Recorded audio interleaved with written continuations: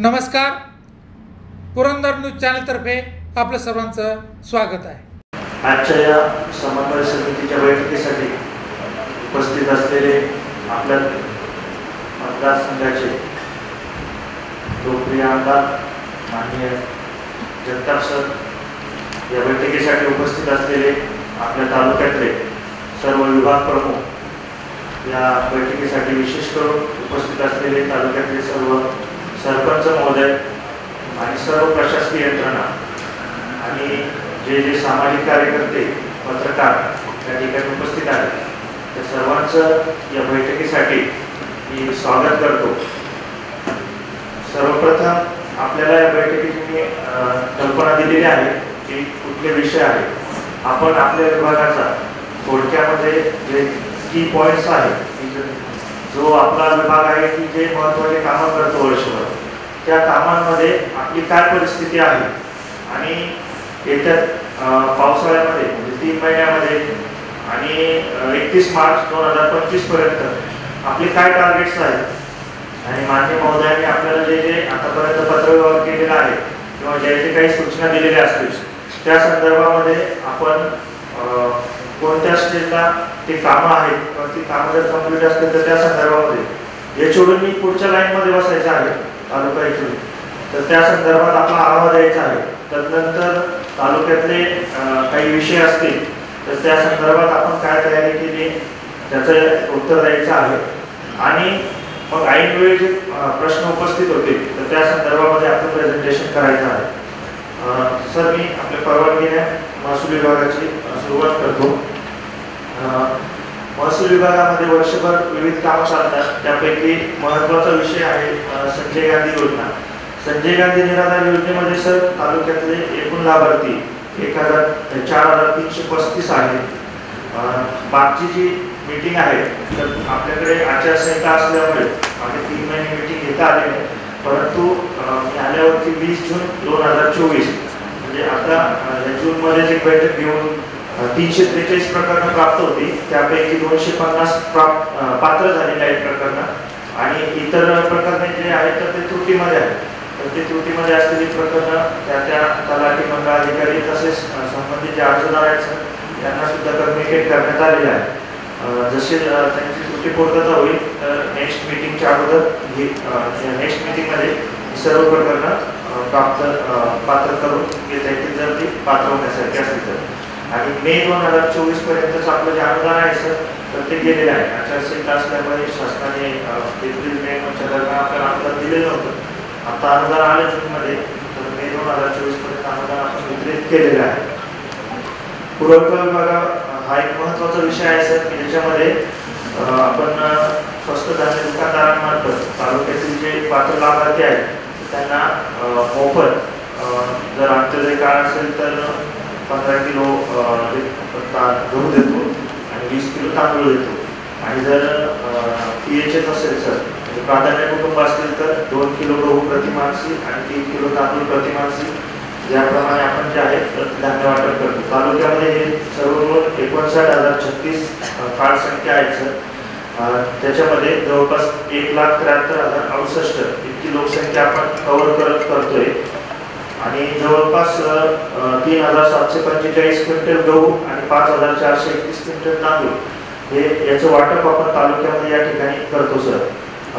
या ठिकाणी सर नमूद करावं की सोमोर्डी, आंबोळी, रानमळा, लपतळवाडी आणि सासवड भाजी मंडई ही 4 जी आमची स्वस्त धान्य दुकान आहेत सर तर ती रिक्त आहेत। त्याचा रिपोर्ट आम्ही जिल्हा पुरवठा साहेबांना दिलेला आहे।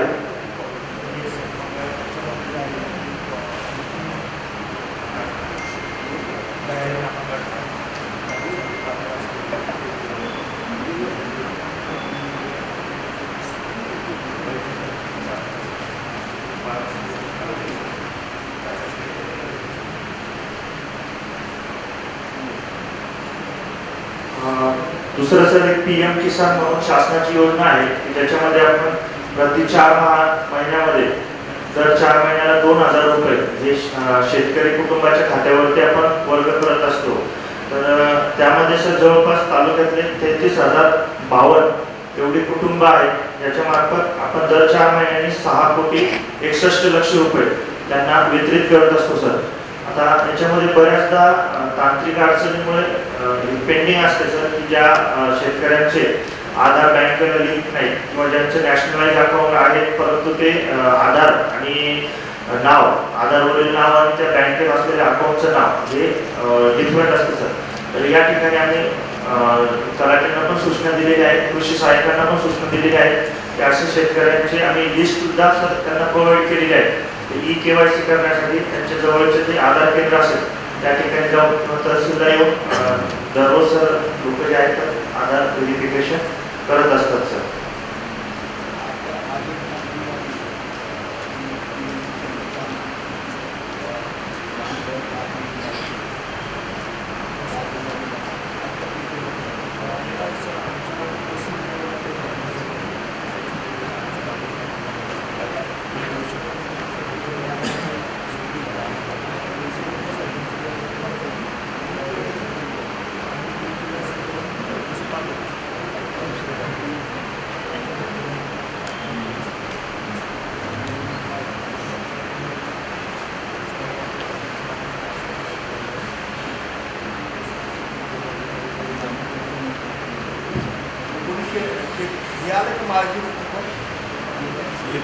मांडर आणि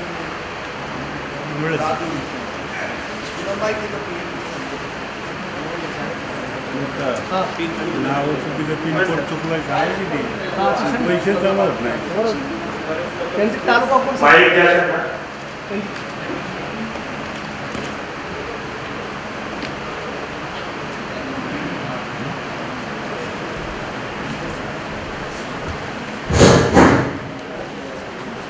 तर मांडर बऱ्याच लोकांचे साहेबांनी सांगितलं प्रॉब्लेम आधाराने काही पोस्टामध्ये उघडायला सांगितलं, पोस्टामध्ये उघडलेलं आहे. तर ते अपडेशन कुठं राहील.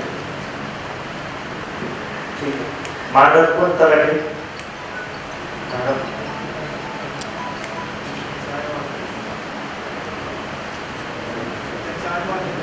मंडळाधिकारी मांडर, माळशिरस आणि राजुरी हे 3 गावांमधून आजच्या पेपरला बातम्या आहेत. तर आपण त्या ठिकाणी कव्हर करून आपल्या लिस्ट घ्या.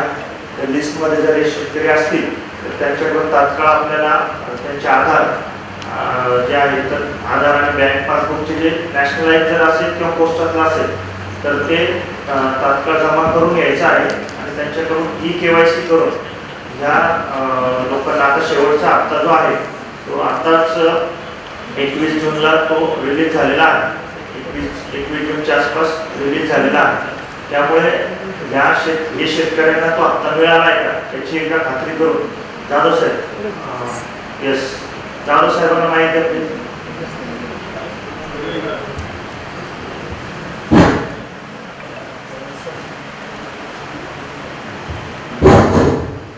सर त्या गावाचा विषय असा आहे की माळशिरस, राजुरी आणि मांडरे त्यांचं ज्यावेळेस आपली योजना आली पोलीसमध्ये त्यावेळेस ते ज्यावेळेस ऑनलाईन केले गेले त्यावेळेस विलेज कोड टाकणं किंवा तालुक्याचं कोड टाकणं चुकलेलं आहे. त्याच्यामुळे तर माळशिरसमध्ये त्यांचं हे कोणते महाकाळ तालुका दाखवते आणि मांडरचा जो आहे तो मनसरवाडी गाव दाखवतो.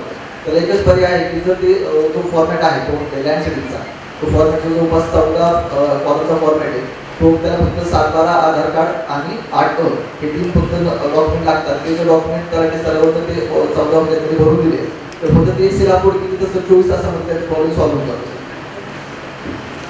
ते आपल्या लेवलला जे आहे आपल्या लेवलचा विषय आहे. 14 फॉर्मॅटचा जो आपला PM किसानचा फॉर्मॅट आहे 14 कॉलमचा तर तो आपल्या 3 गावातले तलाठी असतील आणि कृषी सहाय्यक असतील यांच्या संयुक्त याच्यातून ते भरून सर्व शेतकऱ्यांचा प्रॉब्लेम आहे का काही ठराविक हे जे शेतकरी आहेत तर ते शेतकऱ्यांच्या त्या ठिकाणी ग्रामपंचायतीला बसवून त्याच्या योजनेची प्रसिद्धी ज्या ठिकाणी कोणत्या दिवशी त्या ठिकाणी जाणार आहात त्या दिवशी गावात जाऊन आणि शेतकऱ्यांना सोबत घेऊन ती लिस्ट याप्रमाणे 14 फॉर्मॅटचा जो 14 कॉलमचा जो फॉर्मॅट आहे ते भरून तात्काळ तुम्ही तालुका कृषी अधिकारी कार्यालयात किंवा तहसील कार्यालयात जमा करायचं आहे.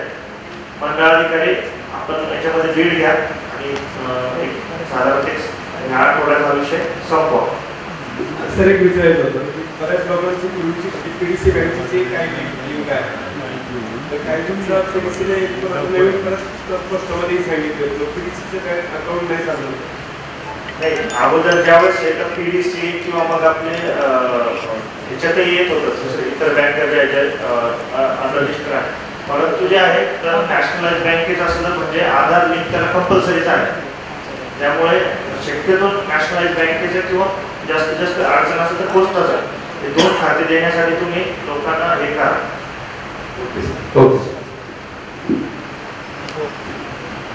आणि महत्वाचं म्हणजे 346 फक्त रेकॉर्डवरती आपली कंप्लीट दिसते.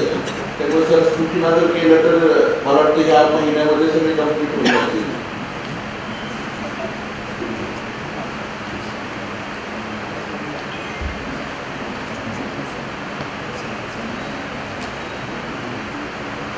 सर आपल्या तालुक्यामध्ये जे ह्या उन्हाळ्यात मेमध्ये किंवा जूनमध्ये जो अवकाळी पाऊस झाला किंवा जे वादळ वाऱ्यामुळे जे नुकसान झालं त्याचं तलाठी, ग्रामसेवक आणि कृषी साहेब यांच्यामार्फत सर पंचनामे करण्यात आले होते.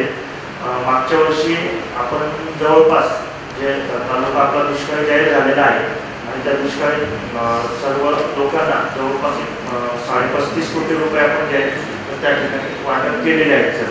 म्हणजे तालुक्यातला आता कुठलाही लाभार्थी जो आहे दुष्काळामध्ये त्याचं शेतीचं नुकसान झालं आहे तर तो वंचित राहिलेला नाही सर.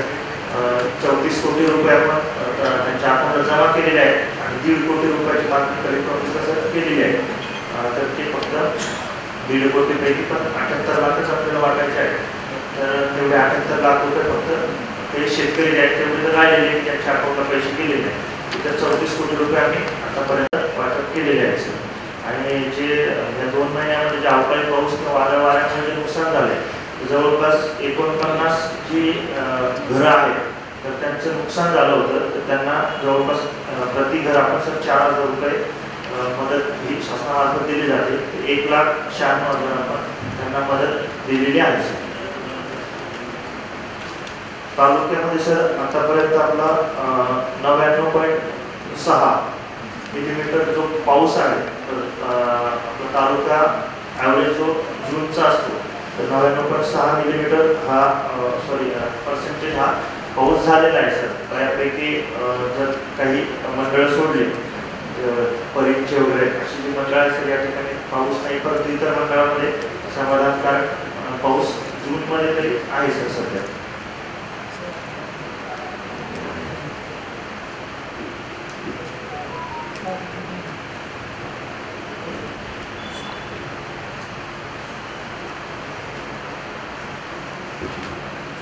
चारा छावणीमध्ये सर आपल्याकडे एक सेवाभावी संस्थेमार्फत झेंडेवाडी, दिवे, तक्रारवाडी, पवारवाडी आणि शिवडी आणि वाल्ला या ठिकाणी चारा छावण्या या सुरू करण्यात आलेल्या होत्या सर. तर त्यापैकी जी आपली शिवडीची चारा छावणी आहे सर तर ती त्या ठिकाणी चिखल आणि पाऊस खूप जास्त झाल्यामुळे ती शेतात होती सर. तर त्या ठिकाणी जनावरं लोकांनी परत घेऊन गेलेले असल्यामुळे शिवडीची चारा छावणी सध्या बंद आहेत सर. परंतु हे इतर जे चारा छावण्या आहेत तर त्या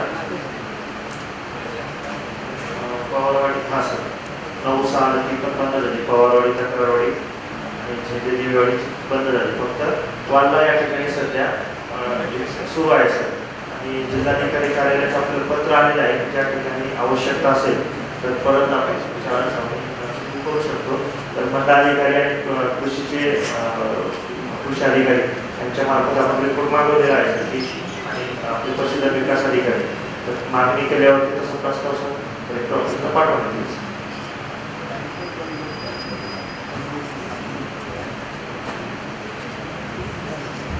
दुबे साहेब टँकरची काय परिस्थिती कृपया करा.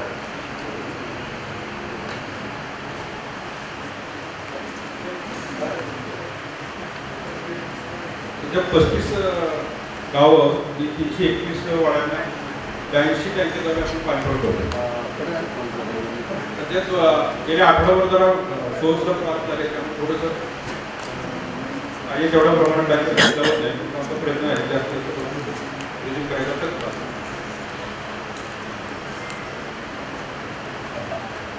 काय प्रॉब्लेम झाला सोर्सचा?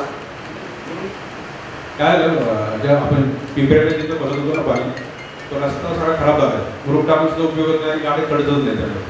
आणि आपण जे बैरवनाथ माणकेला घेतलं होतं तिथं सुद्धा मुरुम टाकण्याचा विषय आहे. तर तरी आम्ही आता दुसऱ्याला शिफ्ट करतोय, पॉईंट शिफ्ट करतोय.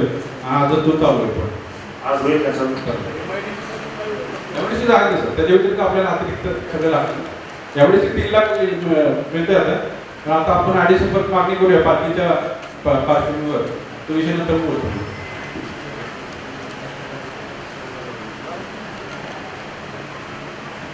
इंगोले साहेब, MIDC तुम्ही किती पाणी घेताय आणि काय परिस्थिती आहे?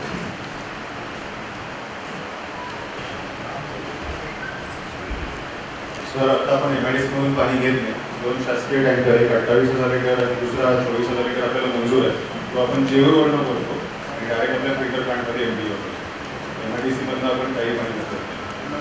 2 लाख रुपये नाही, आपण उचलत नाही.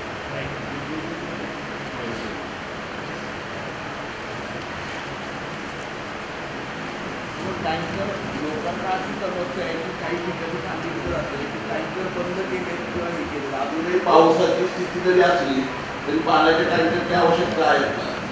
नाही, आता जिथं पाऊस चांगला आला ना साहेब, तिथले 7 ठिकाणी आपण टँकर त्यांनी पद्धत दिली आपल्याला, टँकर नव्हतं त्याप्रमाणे आपण तरी लागेल तर आपण प्रत्येक करू. कुठल्या सरपंचाच्या कुणाचा काय प्रश्न आहे का काय सांगा.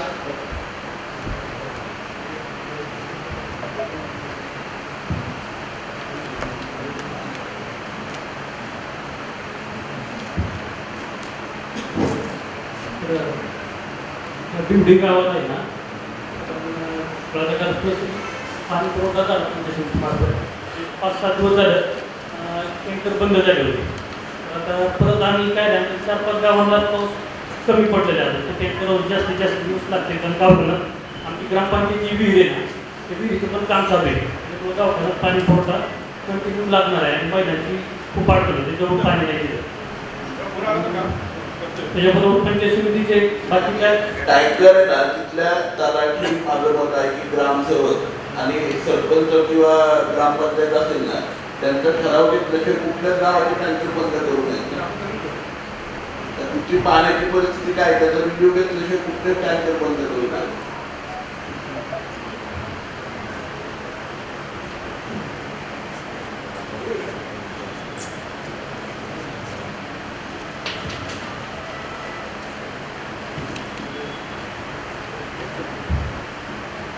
सर, हे जमीन मागणीचे काही विषय आहेत ज्याच्यामध्ये आरोग्य केंद्रासाठी जेजुरी शहराला 8 ते 10 दिवसाला पाणी पुरवठा होतोय.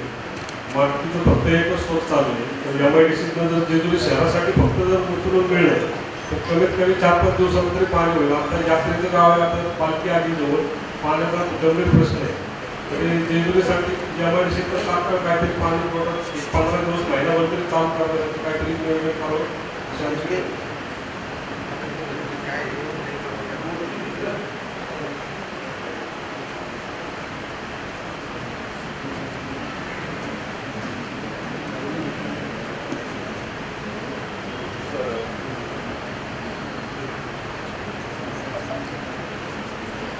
जेजुरीची रिक्वायरमेंट आपली 50 लाख लिटर आहे. हॅलो, जेजुरीची रिक्वायरमेंट आपली 50 लाख लिटर आहे. माणकीमधून आपण आता 18 लाख म्हणजे 1.8 MLD घेत आहोत आणि आपल्याला MIDC मधनं फक्त 2 लाख लिटर मंजूर झालेली आहे. आपण जी आत्ता आपली निकड आहे ती शासकीय टँकर जेऊरवरनं आणून डायरेक्ट फिल्टर प्लांटला MD करून 1 लाख 1.25 लाख लिटर पाणी आपण उपलब्ध करत आहोत.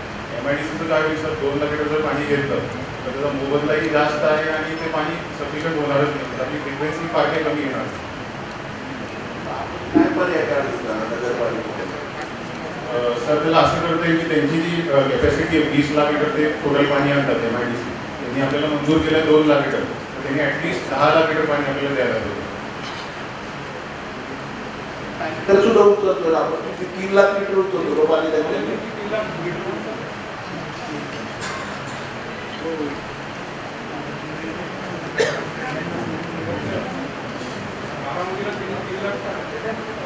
मला सीओ साहेब एक सांगायचं 8 लाख लिटर रोजचं पाणी उचलतो आपण 5 दिवसाचं रोटेशन आलं पाहिजे. ते म्हणतात 10 दिवसाचं रोटेशन. 6 दिवसाचं आहे सर आपलं रोटेशन. कधी कधी समजा लाईन ब्रेकडाऊन वगैरे झाली तर ते एका दुसरा दिवस वाढतो.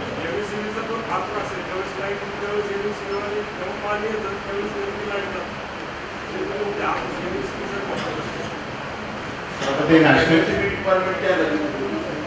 हायवेची जी कामं चालू आहेत त्यामुळे MSCBचा थोडा काही काही वेळेस जेजुरीमधला कंटिन्यू होतो, त्यामुळे आपलं फिल्टर हाऊस बंद होतं आणि मग ते रोटेशन वाढतं. आपलं जर मांडकी 18 लाख लिटर आपण जे आणतोय ते 6 दिवसात आपण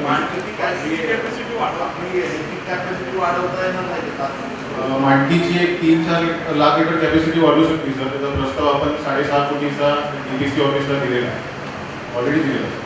ती जर पाईपलाईन दुरुस्त केली तर कमीत कमी 4 लाख लिटर पाणी जास्त येऊ शकतो.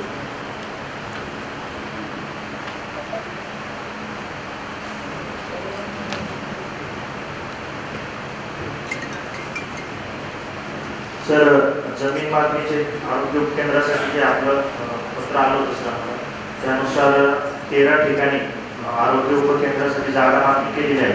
त्याच्यामध्ये हरणी, आंबळे, कोडीत खुर्द, गराडे, सुपे खुर्द, सासवड, काळदरी, नाझरी कडेपठार, सुकलवाडी, माळशिरस, परिचे, पिसर्वे, कोडीत बुद्रुक. तर या ठिकाणी सर गराडे, नाझरी कडेपठार, सुकलवाडी आणि परिचे त्या ठिकाणी सर शासकीय जागा उपलब्ध नाही सर. तर त्या ठिकाणी इतर खाजगी जागा जर असेल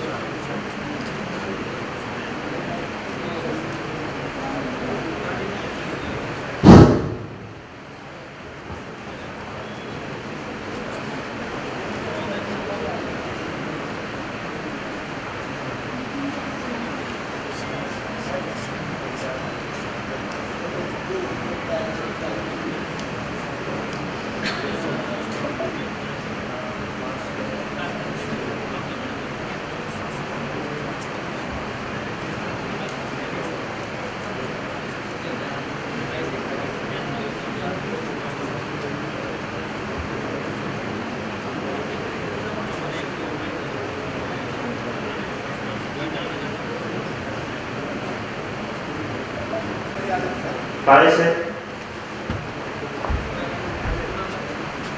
तुम्हाला स्टेटस माहिती आहे काय आपलं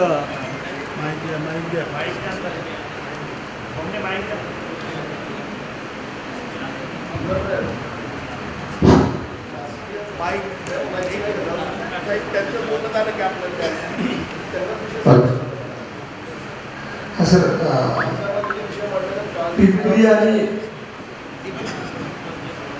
पिंपरी आणि नाझरी कप जे आहे तर तिथलं आपलं टेंडर प्रोसेसमध्ये आहे उपकेंद्राचं बांधकाम. त्याच्यानंतर सुकलवाडी, हरणी, सुपे खुर्द, त्याच्यानंतर आंबळेला पण खाजगी जागेमध्ये दवाखाना चालू आहे. कोडीतला पण ग्रामपंचायतच्या जागेमध्ये दवाखाना चालू आहे. पानगाऱ्याला पण ग्रामपंचायतचे गाळ्यामध्ये चालू आहे दवाखाना. हे उपकेंद्र आहे 6. तर इथं आपल्याला डिमांड साहेब नवीन PSC ज्या मंजूर झालेल्या आहेत त्याच्या जागेचा जे माझ्या इथे रिव्ह्यू आला तर मीटिंग पुढे त्याच्यामध्ये 3 ते 4 गावं जी आहेत त्याच्यामध्ये तुमच्या जे जिल्हा आरोग्य अधिकारी आहेत त्यांच्याकडे ती फाईल पेंडिंग आहे. ज्या गावांमध्ये जागा उपलब्ध आहेत. मला वाटतं आंबळे, कोडीत, सुपे खुर्द, कोडीत बुद्रुक ह्या इथे सरकारी जागा उपलब्ध आहेत आणि हर्नीला सुद्धा रेव्हेन्यू मधून आहे ना आपल्या डिपार्टमेंटला म्हणजे आपल्या जिल्हा आरोग्य अधिकाऱ्यांच्याकडे ती फाईल पेंडिंग आहे. ह्याचा रिव्ह्यू घेतलाय का आपण PSCच्या संदर्भातला नवीन मंजूर? आपण घेतो सर रिव्ह्यू. आता ही सब सेंटर आहे.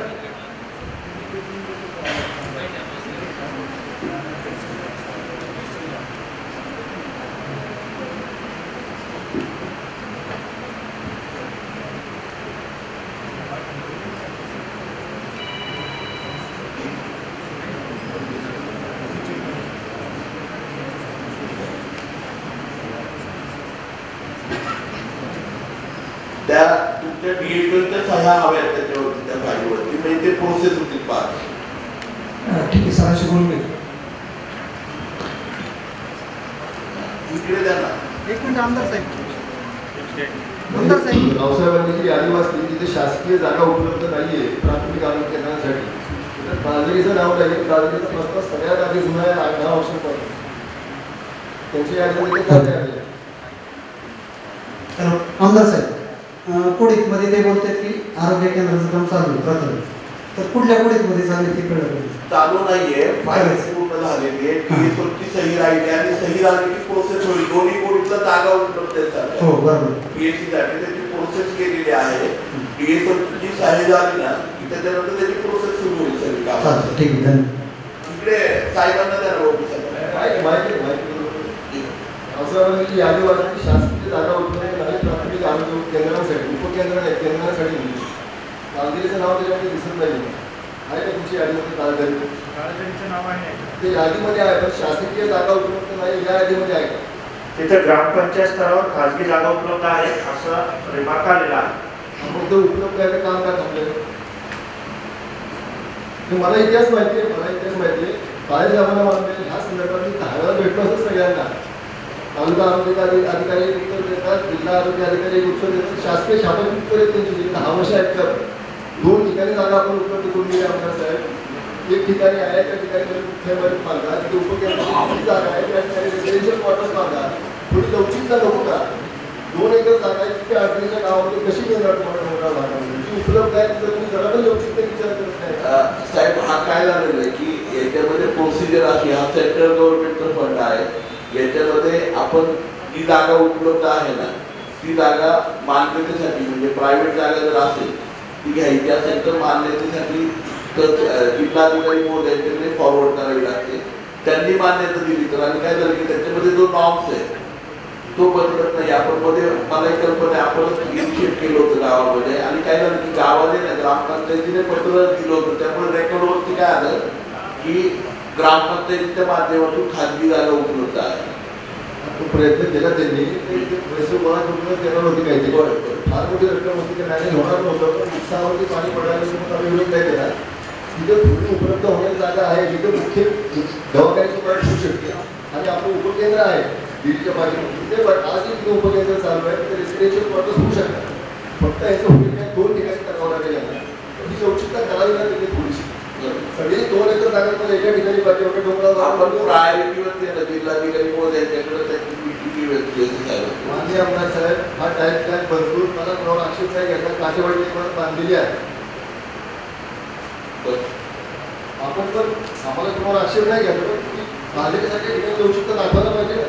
बरोबर 10 वर्ष पेंडिंग आहे तुम्ही आज काही बजेट नाही फक्त कायद्यासाठी हो जागा उपलब्ध नाही एवढं त्यांना काही फरक पडत नाही की मला झाली काय तर फरक आपल्याला पडतो त्या लोकांना पडतो. तुम्ही जर लक्ष ठेवा तुमची समिती आहे जिल्हाधिकाऱ्यांची तिथेपर्यंत बदलचा प्रयत्न केला शक्य तेवढा आपण याच्यामध्ये लवचिकता 2 ठिकाणी बांधली तर कायद्याला जागा उपलब्ध होईल. सरकारी जागेमध्ये होऊन जाईल. आपण जर लक्ष ठेवा.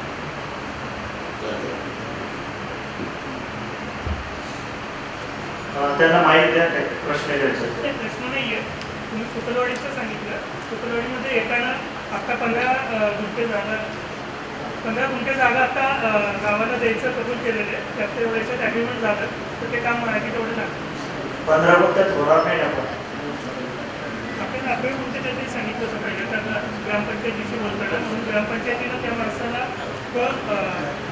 असेच गावाला दान म्हणून मदत म्हणून ते देतोय पण आपल्याला 11 गुंठे सांगितले होते. आम्ही इतर कामासाठी 4 गुंठे असे म्हणून 15 गुंठे जागा त्यांना मागितलं. काळे साहेब तुमचं किती जागा असते सब सेंटरला 20 गुंठे सांगितली, पण त्याच्यात आता टाईप बदलून पाठवावं लागेल शासनाला, वेगळा प्लॅन करून पाठवावं लागेल शासनाला. शासनाकडनं मंजुरी आल्यानंतर बघून बांधतो. बक्षीसपत्र झाले नाही, आता ह्या 1-2 आठवड्यात म्हणजे सगळं झालेलं, फक्त त्यांचे सही करणं बाहेर गेले होते, ते आलेत आता, ते होऊन नाही. फक्त मग ते बक्षीसपत्र झाले की अडचण प्रोसेस करता येईल आपण.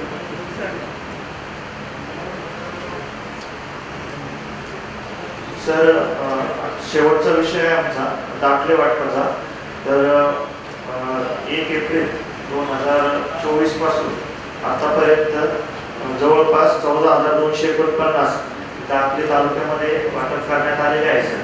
आणि या कालावधीमध्ये जून-जुलैमध्ये बऱ्यापैकी विद्यार्थ्यांचे ॲडमिशन्स आणि शेतकऱ्यांचे जे पीक कर्ज किंवा पीक विम्यासाठी इतर काही सातबारे वगैरे वितरित करावं लागतात सर. त्यामुळे सर्वप्रती बऱ्यापैकी लोड असतो, परंतु जवळपास 90% दाखले वितरित झालेले आहेत. जे काही 10% राहिलेले आहेत येत्या 1-2 दिवसामध्ये वितरित होतील सर. महसूल विभागाचा सर आढावा संपलाय सर.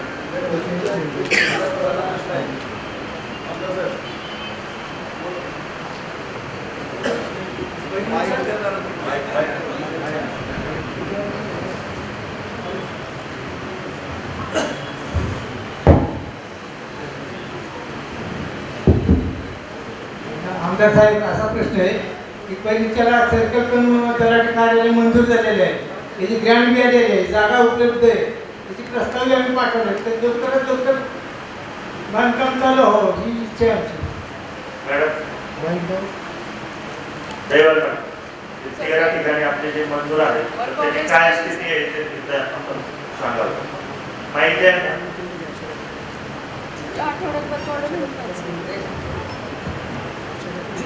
ते 13 ठिकाण कुठली ते पण एकदा सांग.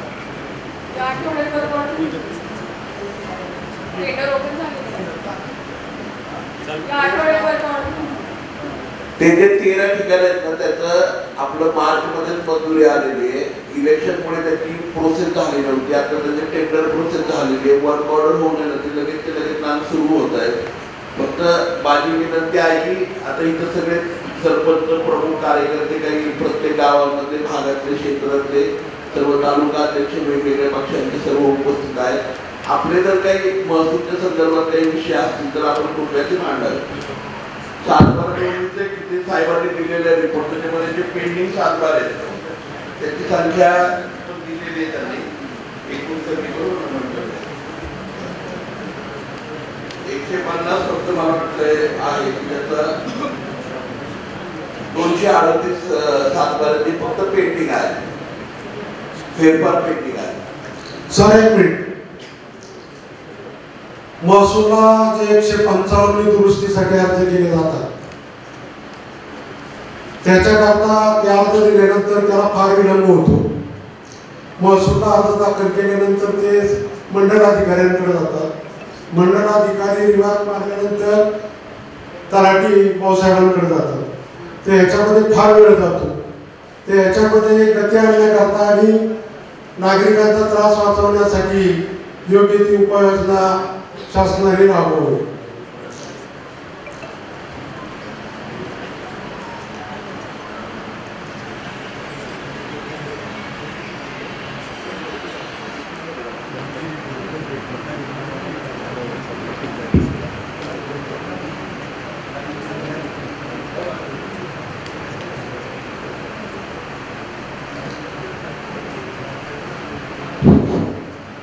त्याचप्रमाणे सर, जे वतनी जमिनी आहे, खास करून मारवते, या जमिनीच्या एखादा जर त्या शेतकरी वारला आणि त्यांच्या वारसाला जर वारस नोंदणी करायची असती तर त्या वारस नोंदणी करताना त्या जमिनीचा सातबारा ब्लॉक असतो.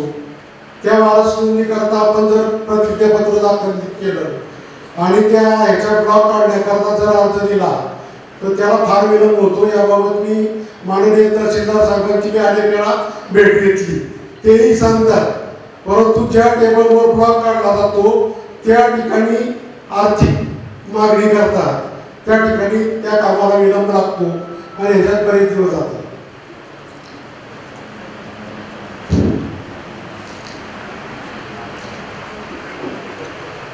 मध्यंतरी आपल्या उपोषणानंतर त्या कामामध्ये गती आलेली आहे.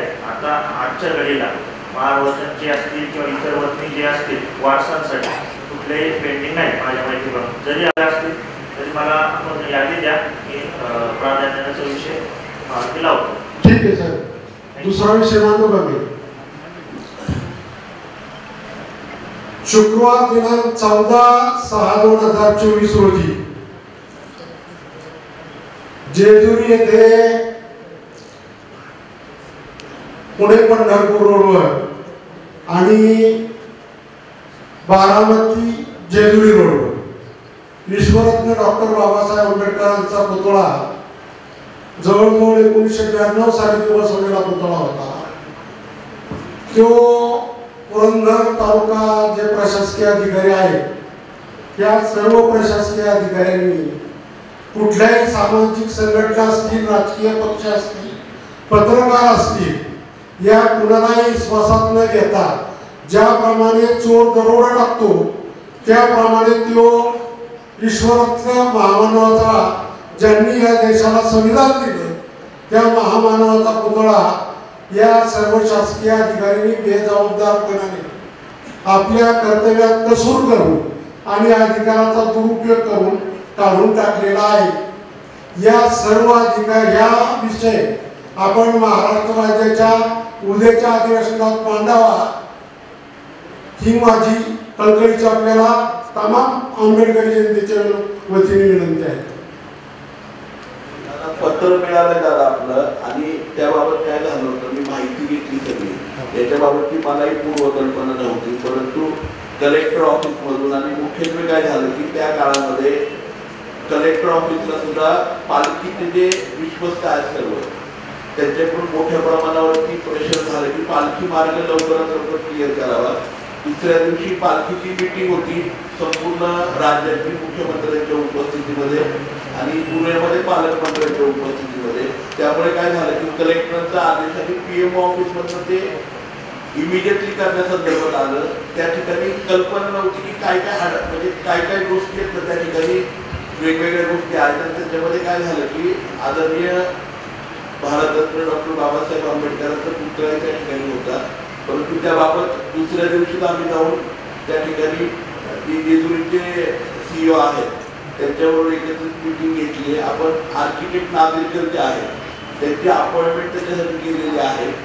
मागच्याच बाजूला जेजुरी नगरपालिकेची जागा आहे, त्या त्रिकोणामध्ये जे जेजुरी नगरपालिकेचं इमारत त्या ठिकाणी होतीये त्याला लागूनच ज्याप्रमाणे सासवडला छत्रपती शिवाजी महाराजांचा पुतळा आहे तशाच प्रकारे डॉक्टर बाबासाहेब आंबेडकरांचा जो पुतळा आता आपण काढलेला आहे तो पुतळा सुद्धा आपण त्या ठिकाणी हे करतो आणि खूप चांगल्या प्रकारचं नियोजन करतो. मला कल्पना आहे दादा त्याच्यामध्ये की सगळ्यांच्या भावना पुतळा बसवण्याबद्दलचा वाद नाही.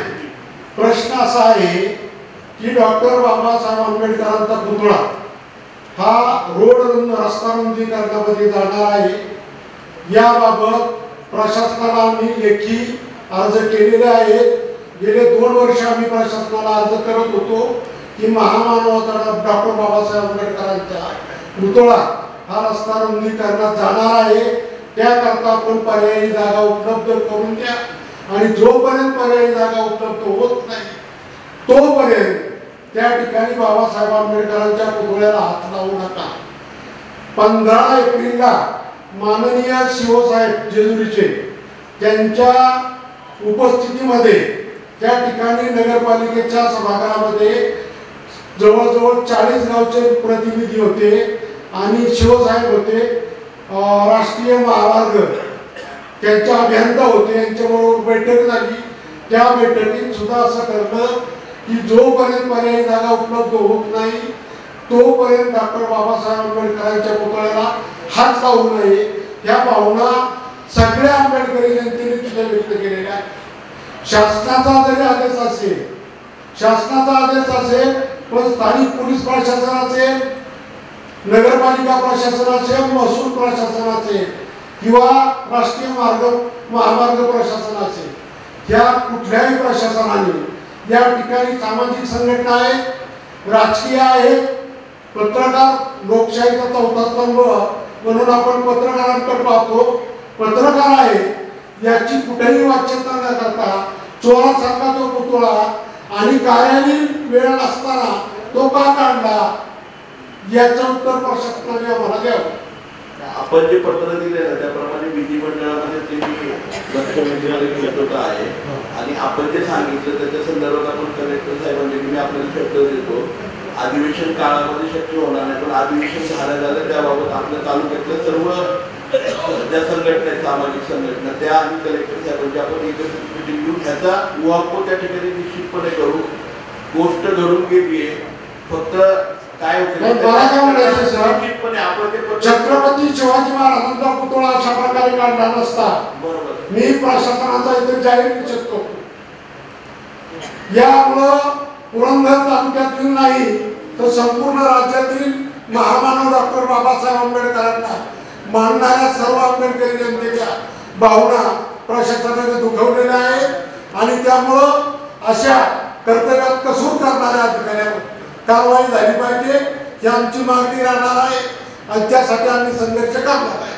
मी त्याबाबत मागणी करतो आपल्या मताप्रमाणे निश्चितपणे कलेक्टर साहेबांच्याकडे पण आणि विधिमंडळाकडे.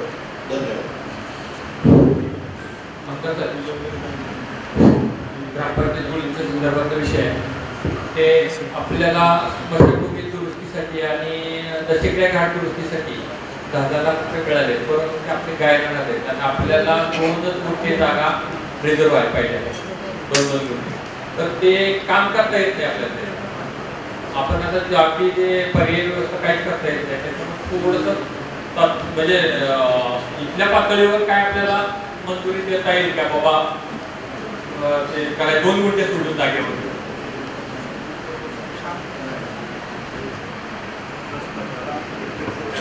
ग्रामपंचायतीला प्रस्ताव दिला गायरांचा तर गायरान जागा उपलब्ध होईल ना ग्रामपंचायतीला. गायरान जागेतच आहे आपली स्मशानभूमीत गायरान जागेत आहे. नाही त्याला अजून तुम्हाला जी आधीची जागा लागतीये ना त्यासाठी तुम्हाला प्रस्ताव द्यावा लागेल ग्रामपंचायत. नाही ठीक आहे ते वाढीसाठी प्रस्ताव तयार केलेला आहे तो मी देतो परंतु आता काय झालंय 10 लाख 20 लाख रुपये आले त्याला पण आता आपण ते करू शकत नाहीये. गायरान हद्दीच्या बाहेर ते जाते म्हणून ते ऐका ना लगेचच्या लगेच तुम्ही ठराव करून द्या की तिथे स्मशानभूमी ऑलरेडी अस्तित्वात आहे सर्व जागा ही ग्रामपंचायतीने वर्ग करावी.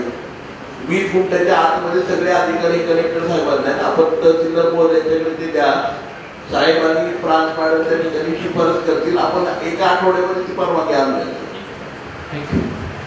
नमस्कार सर. माडकी गावाच्या डोहामध्ये आज त्या लिफ्ट बसनी पूर्ण तालुक्याला जवळपास रोजचे 200 ते 250 टँकर भरून जात आहेत तर त्या डोहाची आज परिस्थिती की 3 ते 4 दिवस हे पाणी शिल्लक आहे तर नदी पात्रात पाणी सोडावं त्या डोहामध्ये अशी आपल्याला विनंती करतो. सांगितलेलं आहे डोहात पाणी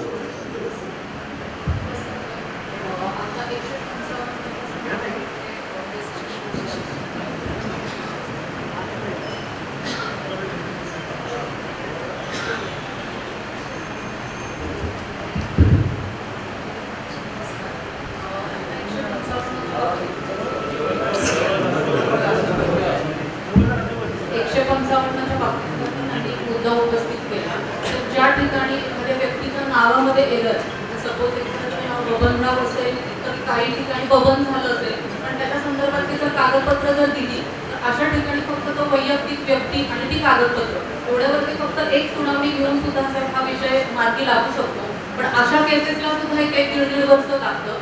पण दुसरा मुद्दा असा की ज्या ठिकाणी एखाद्या व्यक्तीच्या हक्कांवरती कदा येणार जर 155 मध्ये दुरुस्ती केली तर त्या ठिकाणी मात्र अशा प्रकारच्या सुनावणी घेणं सगळ्यांना नोटिसा काढणं हे योग्य आहे कारण त्याच्या हक्कांवरती कदा येणार आहे. पण ज्या ठिकाणी अशा छोट्या छोट्या गोष्टींचं जे की प्रशासनाकडून किंवा तुमच्या अधिकाऱ्यांकडून चुका झालेल्या असतात नावातल्या वगैरे तर अशा ठिकाणी एवढी लांब प्रोसेस नाही केली पाहिजे सर.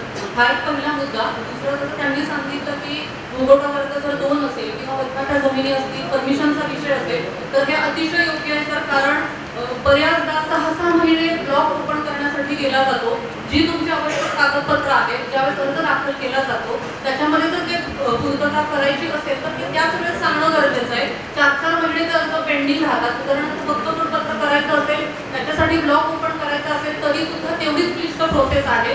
तर माझी साहेबांना एवढीच विनंती आहे की याच्यामध्ये थोडीशी फ्लेक्सिबिलिटी, अर्ज दाखल करतानाच तुमची आवश्यक कागदपत्र जी आहेत ती दाखल केली तर हे तपासणं, जर नसेल तर तो अर्ज बाद करणं किंवा मागून घेणं हे पर्याय आपल्याकडे असताना ती प्रकरणं पेंडिंग नाही ठेवली पाहिजे.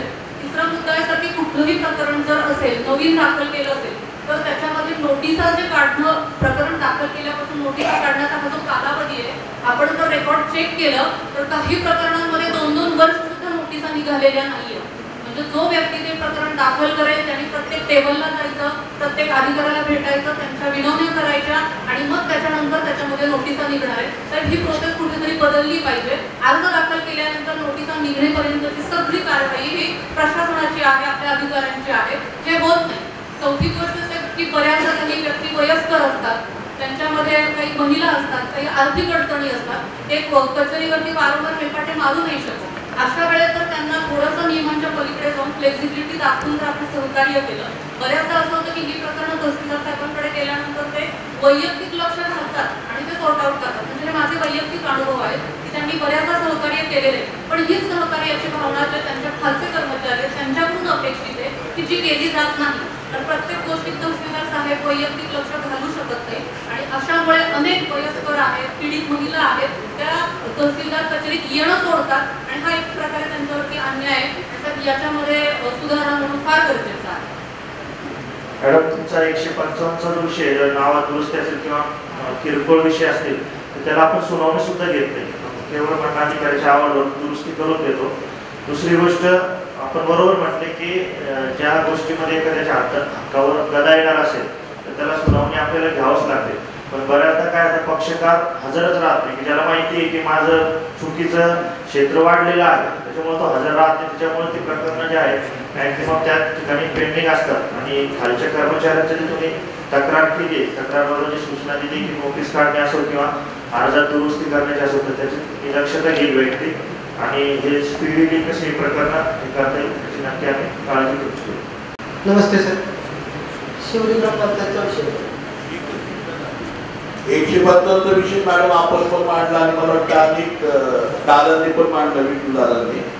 155चा विषय म्हणजे काय झालं की आपल्या टेक्निकल प्रॉब्लेममुळे तो विषय आला. आपण म्हणतोय त्या आधी सरांची बोललो आता तहसीलदारमध्ये की प्रोसिजर अशी आहे की हेरिंग लावायचं, तो मी विधिमंडळामध्ये पण मांडतो कारण तो टेक्निकल विषय म्हणजे तुला 7-12 तासाचा तसा रिफ्लेक्ट झाला पाहिजे ऍक्च्युली, बरोबर ना.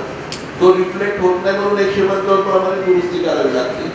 तर तो एक विषय मांडून जेणेकरून लोकांना जो त्रास होतो सगळा म्हणजे हेरी सगळ्यांना नोटीस काढणं, बोलणं, सातत्याने जाणं हाही विषय त्या ठिकाणी क्लिअर होईल. कारण हा काय की बफर टाईम आहे की मॅन्युअलवरनं कम्प्युटराईज होत चाललंय, तर त्यामुळे मधल्या टाईममध्ये हे जरा इश्यू जर क्रिएट होत आहे. हा विषय खूप गहन आणि मला वाटतं आपल्याकडे सगळीकडेच विषय आहे, त्यामुळे हा मी 155 मानतोय.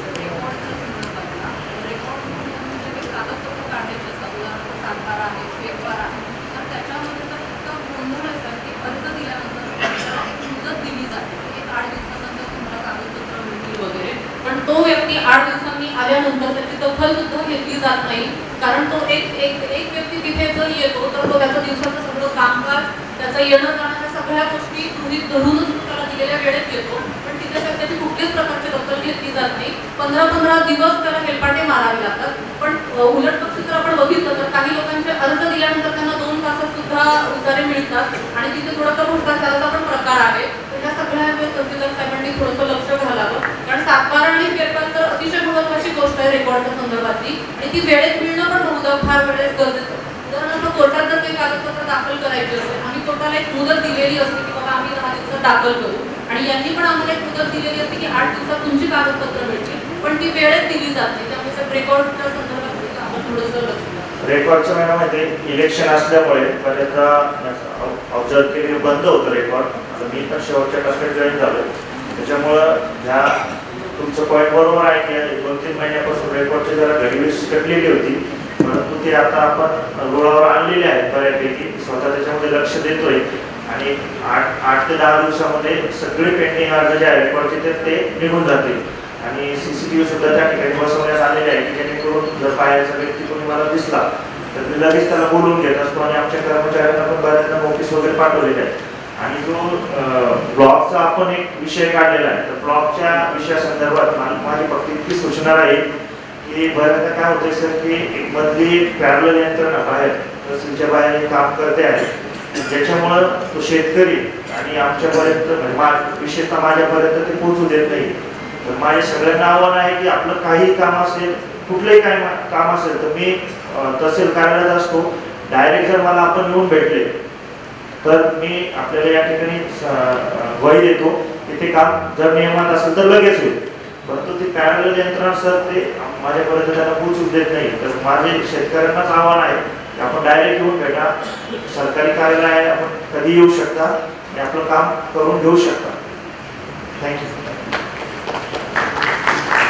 आता प्रांत मॅडम इथे नाहीये ते अर्ध्या तासात येणार आहे रिंग रोडच्या विषयामुळे नाहीये परंतु हा जो विषय आहे सगळ्या रेकॉर्ड रूमचा किंवा आपण साहेबांनी तर क्लिअर सांगितलंय. माझी आज या आजच्या मीटिंगच्या माध्यमातून ना सर्वात महत्वाचा विषय तहसीलदार महोदयांना आहे की आम्ही सातत्याने पालकमंत्र्यांना हे करतोय. आजही मला वाटतं की आपण सगळ्यांनी येणार एक मान्यता दिली तर खूप बरं होईल. रेकॉर्ड रूमचा विषय असेल किंवा तहसील मधला आपल्या प्रांत ऑफिसचा त्यानंतर कृषी अधिकाऱ्यांचा असेल सगळ्या ऑफिसेस आपण एकत्रित मध्यवर्ती इमारतीमध्ये घेतोय. मी जवळपास 1 वर्ष याच्यासाठी फॉलो करतोय. आपल्याला सगळ्यांना कल्पना आहे काही प्रकार इलेक्शनच्या काळामध्ये केवळ जुनं ऑफिस असल्यामुळे त्या ठिकाणी घडले. तर ह्या सगळ्या गोष्टींचं आणि रेकॉर्ड रूमचं आपल्या सगळ्यांना सर्वसामान्यांना त्रास होतोय. मला आज आपल्या या आजच्या या मीटिंग मध्ये ना ह्याला एक मान्यता मला पुरंदर तालुक्याच्या समन्वय बैठकीमध्ये हवी आहे की प्रशासनाने सुद्धा त्या ठिकाणी कलेक्टर महोदयांना पालकमंत्र्यांना विनंती करावी की प्रशासकीय इमारत त्वरित त्या ठिकाणी येणार आपल्या जागेची परत यावी. आपणही सगळेजण म्हणजे माझ्यासह आपण सगळे लोकप्रतिनिधी आणि प्रमुखांनी त्याला मान्यता द्यावी. कृपया ह्याच्याबाबत हात वरती करून मान्यता द्यावी जेणेकरून ना पत्रकार सुद्धा त्या सगळ्या गोष्टी बघतील. मंजूर झाला. आमदार साहेब सगळे हात वर करते कुणाच अडचण नाही. अडचण प्रशासनाची किंवा पुढाऱ्यांची असं मला वाटतं. का होत नाही 15 वर्ष झाली प्रशासकीय इमारतीत घेतली 15 वर्षात त्याची कार्यवाही होत नाही. 1, 2, 3 आता आपले कार्यकाळ संपत आलाय अजून सुद्धा म्हणजे त्या इमारतीत जायला प्रशासन का तयार नाही याचा सुद्धा अभ्यास केला पाहिजे. काय अडचण काय इथं ईव्हीएम मशीन जात आहे चोरीला रेकॉर्ड नाही. हे सगळं शासनाच्या निदर्शनाला येऊन चांगल्या अधिकाऱ्यांना काही दिवस त्या ठिकाणी घरी बसावं लागलंय. हे सगळं निदर्शनाला येऊन सुद्धा शासन का करीत नाही याच्याकरता आंदोलन करायला लागलं तरी करा. आता सुद्धा आंदोलन करायची आमची तयारी. ठराव तर काय सगळेच पास करते ठराव. आमची इच्छाच आहे तिथे गेलं पाहिजे म्हणून. दादा मान्य ना विष्णू दादा मीच आंदोलन केलंय साहेब.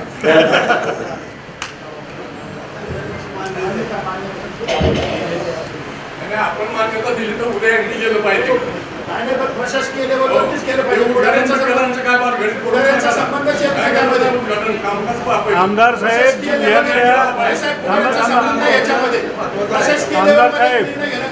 जिल्ह्यातल्या सगळ्या प्रशासकीय इमारती चालू होऊन 2-2 वेळा रंगवल्यात पण आमची ही इमारत अजून उद्घाटनाच्याच आहेत अडकली आहे. मला असं वाटतं की हे चुकीचं आहे. दिवस ठरवून घ्यावा की त्याच्या आपलं आपणच करा उद्घाटन. तहसीलदारांच्या हस्ते करा उद्घाटन. एक मिनिट ऐका ना. आज आपण एकच मिनिट सर.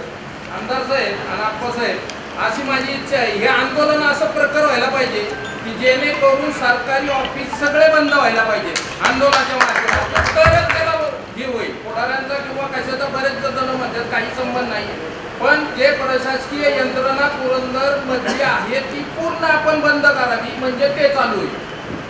आज समन्वयाचा ठराव आपण त्याच्यासाठी घेतलेला आहे आणि माझं म्हणणं आहे की हा ठराव मी कलेक्टर महोदयांना पालकमंत्र्यांना उपमुख्यमंत्र्यांना मुख्यमंत्री महोदय आणि महसूल मंत्र्यांना पाठवतो. त्यांना भेटतो आणि त्वरेने विदाऊट उद्घाटन तुम्ही सुरू करा. आम्हाला उद्घाटन मान्यता आहे त्याला.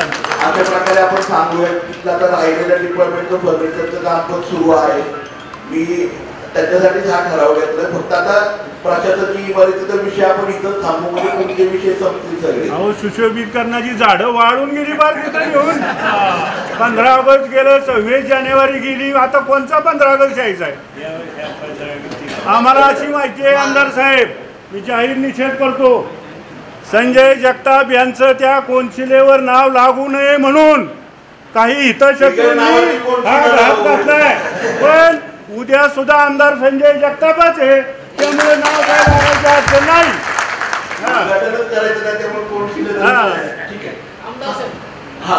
आपली भावना आहे त्या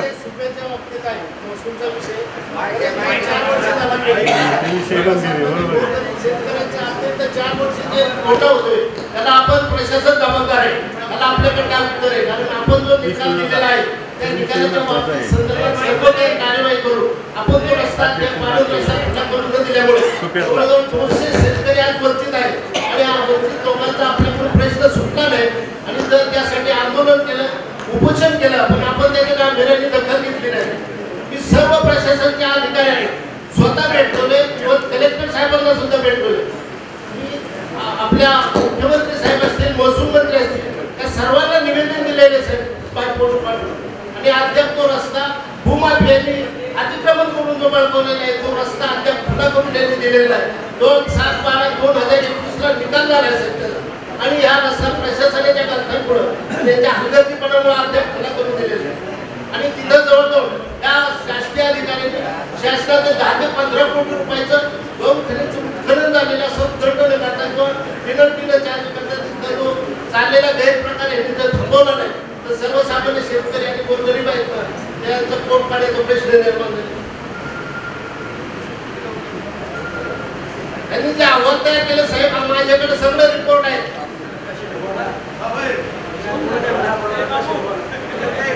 शिष्टमंडळ घेऊन साहेब त्यांनी अध्यक्षाची कार्यवाही केलेली आहे.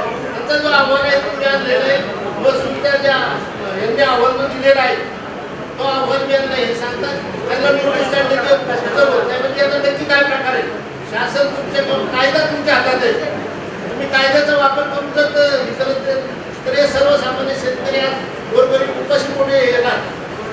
ठीक आहे, हा विषय आला माझ्याकडे आणि 21ला त्याच्यामध्ये निकाल दिलेला आहे. फक्त आता रस्ता खुला करण्याचा विषय आहे, पण अधिकाऱ्यांना त्या पद्धतीने 4 वर्ष लोक वंचित आहे ना, त्या लोकांची भरपाई कोण देणार?